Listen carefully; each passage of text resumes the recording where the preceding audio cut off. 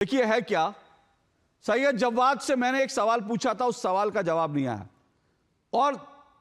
और सुनिए धनंजय जी, आप उनके ट्रैप में आ जाते हैं क्योंकि वो चाइना वाले पर फंस गए।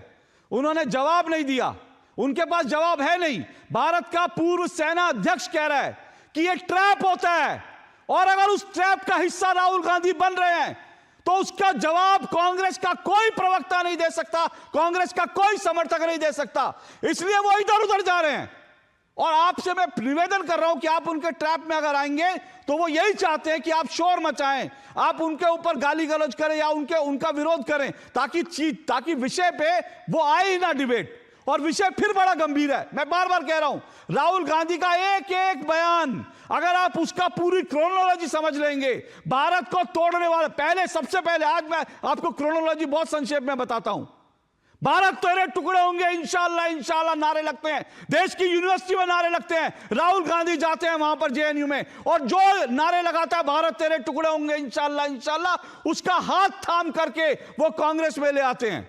ये राहुल गांधी करते हैं। उसके बाद राहुल गांधी पुन्नू की भाषा बोलते हैं, राहुल गांधी जॉर्ज सोरस के लोगों को साथ लेके चलते हैं, राहुल गांधी जॉर्ज सोरस की भाषा बोलते हैं, राहुल गांधी कहते हैं कि भारत में डेमोक्रेसी नहीं है, अमेरिका हस्तक्षेप करे, पश्चिम के देश हस्तक्षेप करे। फिर राहुल गांधी कश्मीर का काटा हुआ नक्शा दिखाते हैं जिसमें जम्मू कश्मीर भारत का हिस्सा नहीं है। और उसके बाद फिर राहुल गांधी जो है कश्मीर पर, लद्दाख पर झूठ बोलते हैं, लगातार झूठ बोलते हैं। भारत की सेना कहती है कि झूठ बोल रहे हैं, लेकिन राहुल गांधी झूठ बोलते हैं क्योंकि चीन का ट्रैप बिछाना था, और राहुल गांधी चीन के ट्रैप का हिस्सा थे। और आज राहुल गांधी कहते हैं उनकी लड़ाई इंडियन स्टेट के खिलाफ है, वही इंडियन स्टेट के खिलाफ डीप स्टेट लड़ रहा है। यानी जॉर्ज सोरोस जो लड़ाई लड़ रहा है, राहुल गांधी उस लड़ाई के प्रतिनिधि भारत में बन जाते हैं। यह पूरी की पूरी क्रोनोलॉजी है।